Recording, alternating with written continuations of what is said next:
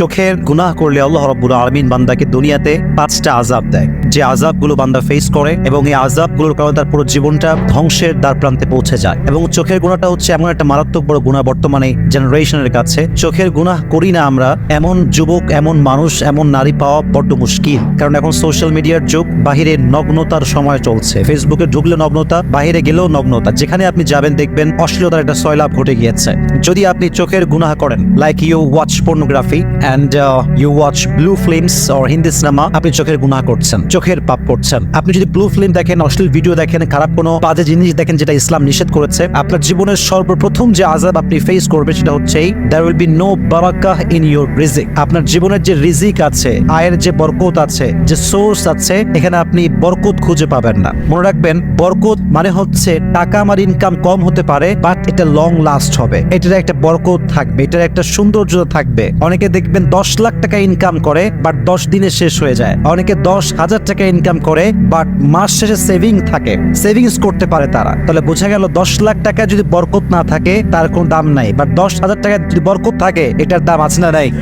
বরকত এটা হচ্ছে it's like a blessing in your life. আমাদের জীবনে বরকতটা হচ্ছে একটা নিয়ামত। আর হাদিসে এসেছে ইযা কুনতা ফি নিয়ামাতিন, যখন তুমি কোনো নিয়ামতে আছো, আল্লাহ তোমায় কোনো নিয়ামত দিয়েছে, এটার কদর তুমি করতে শেখো। যদি তুমি গুনাহ করতে থাকো, মাথায় রেখো ফাইন্নাজ যুনুব তাজিলুন নিয়াম, তোমার জীবনের গুনাহ, অন্যায় তোমাকে সমস্ত নিয়ামত থেকে দূরে সরিয়ে দিবে। তাহলে চোখের গুনাহ হচ্ছে একটা অন্যায়, আর রিজিক হচ্ছে একটা নিয়ামত। যে অন্যায় করে, গুনাহ করে, তার নিয়ামত আল্লাহ তাআলা ছিনিয়ে নেয়, কেড়ে নেয়। 2 নাম্বার, কোন বান্দা যদি চোখের অন্যায় করে, তার 2 নাম্বার আযাব হচ্ছে তার জীবনে ভালো কাজে কোনো বরকত থাকবে না, ভালো কাজে কোনো মন থাকবে না, কোনো ইন্টারেস্ট থাকবে না। কাজ করবে ভালো, বাট কোনো ইন্টারেস্ট থাকবে না। এটা একটু ভালো করে বোঝাবার ট্রাই করি। ইন্টারেস্ট বলতে শান্তি, ভালো কাজের একটা মানসিক শান্তি আছে না নাই?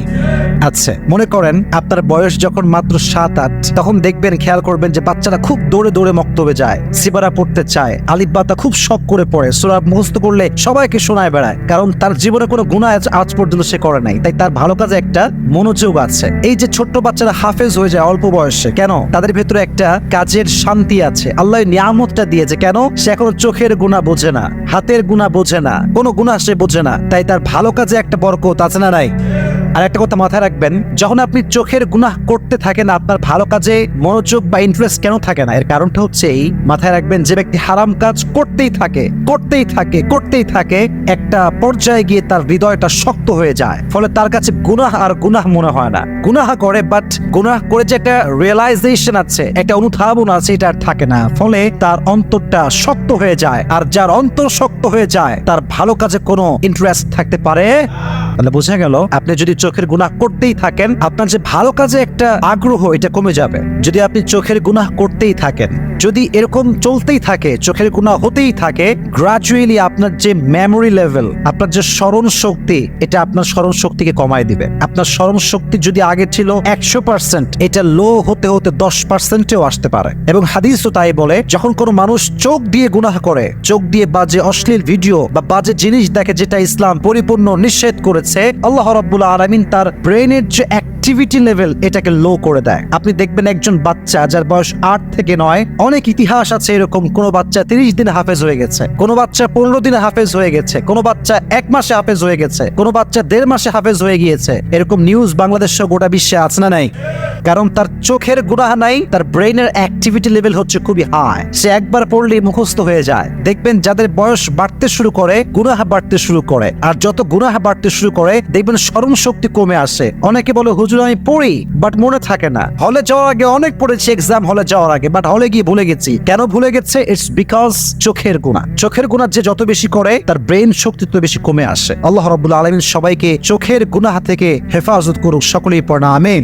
3 নাম্বার আযাব। 4 নাম্বার আযাবটা বড় মারাত্মক, and it's very sensitive, very sensitive. আচ্ছা বলেন তো, কিয়ামতের দিন বান্দাকে সবচেয়ে গুরুত্বপূর্ণ একটা ইবাদত সম্পর্কে জিজ্ঞেস করা হবে। এই ইবাদতের নাম কি বলেন তো?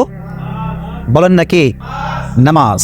Everyone will be asked about salah. The first question will be about your salah. প্রথম প্রশ্ন হবে, have you performed the salah? নামাজ কি ঠিকঠাক পড়েছো? This will be the first question in the day of judgment. কিয়ামতের কঠিন ময়দানে প্রথম কোয়েশ্চেন বা প্রথম প্রশ্ন হবে নামাজ সম্পর্কে। হাদিসে এসেছে যে ব্যক্তি চোখের গুনাহ করতেই থাকে, আল্লাহ রাব্বুল আলামিন তার নামাজে যে মনোযোগটা ছিল এই নামাজে মনোযোগটা কেড়ে নেয়। নামাজে আর তার কোনো মনোযোগ থাকে না। আস্তে আস্তে তার নামাজটা মিনিংলেস নামাজ হয়ে যায়। কেমন মিনিংলেস? নামাজ পড়ছে এইখানে, মন আছে বিদেশে, মন আছে পার্কে, মন আছে আর এক জায়গায়, এরকম হয় না? দেহ আছে এখানে, মন আছে আর এক জায়গায়। এর কারণ হচ্ছে চোখের গুনাহ করলে নামাজের ভেতরে যে কনসেন্ট্রেশনটা এটা অটোমেটিক্যালি উঠে যায়। এজন্য যারা বলেন যে হুজুর নামাজে মন নাই, I can not concentrate in my সালাহ, একটু চেক করেন নিজেকে যে আপনি কি চোখের গুনাহের সঙ্গে জড়িত আছেন কিনা। যার চোখের গুনাহ যত বেশি, নামাজের সঙ্গে তার কানেক্টিভিটি তত বেশি কম। 5 নম্বরটা হচ্ছে সবচেয়ে বড় মারাত্মক। 4টা বলেছি, অবশ্যই এটা ক্ষতিকর, অনেক বড় আযাব। 5 নম্বরটা আরো বিশাল বড় আযাব। আযাবটা হচ্ছে যে বান্দা চোখের গুনাহ করে, চোখের অন্যায় করে, চোখ দিয়ে ব্লু ফিল্ম দেখে, অশ্লীল ভিডিও দেখে। আল্লাহর হাবিব বলেছেন চোখের গুনাহ যে করে মৃত্যুর সময় তার জবানে কালেমা নসিব হবে না। বলেন নাউজুবিল্লাহ। কালেমা নসিব হবে না, তার জবান দিয়ে কালেমা বের হবে না। সে যতই ট্রাই করুক না কেন তার জবানে কালেমা আটকে যাবে, সে কালেমা পড়তে পারবে না। ইটস বিকজ চোখের গুনাহ। চোখের গুনাহ আপনার কালেমাকে কেড়ে নিবে। আপনার মৃত্যুর সময় ইমানি হালাতকে কেড়ে নেওয়ার শক্তি এই চোখের গুনার ভেতরে আছে। খবরদার, খুবই স্বাভাবিক এবং খুবই এ বিষয়ে আমাদেরকে মাথায় রাখতে হবে যে মৃত্যুর সময় যদি জবানে কালেমা নসিব না হয়, এটাকে আমরা স্বাভাবিক ভাববো এই হিসেবে যে সে চোখের গুনাহ করেছে, তাই তার এই আযাবটা আল্লাহ রাব্বুল আলামিন তাকে দিয়েছে। এজন্য প্রিয় ভাইয়েরা, যতই অন্যায় আমরা করি না কেন তওবা তো অবশ্যই করব এবং ট্রাই করব যেন চোখের গুনাহ থেকে বাঁচা যায়। পাশাপাশি এটা থেকে বাঁচার জন্য কিছু টিপস আমি আপনাদেরকে দিব।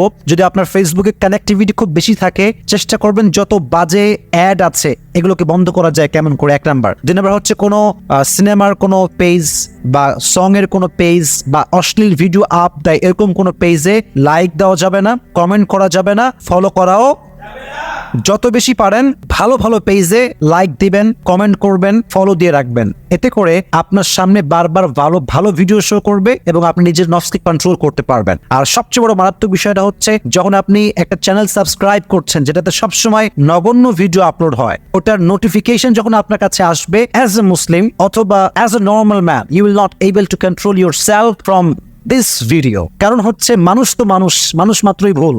যখন নোটিফিকেশন চলে আসবে আপনার মন চাইবে একটু দেখি, তো এই ভিডিও থেকে আপনি নিজেকে বাঁচাতে পারবেন না। এজন্য ট্রাই করবেন সমস্ত বাজে চ্যানেল, বাজে পেজ এগুলোর থেকে নিজেকে দূরে রাখবেন, পারলে ব্লক করে দেবেন একদম সোজা। দেখবেন যে আস্তে আস্তে আপনার চোখের গুনাহের সংখ্যাটা কমে আসবে। আর যত এটা কমবে আপনি রিজিকে বরকত পাবেন, নামাজে মনোযোগ পাবেন, আপনার জীবনে আল্লাহ ব্লেসিং দিবে। পাশাপাশি মৃত্যুর সময় আপনার জবানে কালেমা নসিব হবে এবং পাশাপাশি আপনার প্রত্যেকটা ভালো কাজের মধ্যে আপনার মনোযোগ বাড়াই দিবে। একজন আওয়াজ দিয়ে বলেন তিনি কে?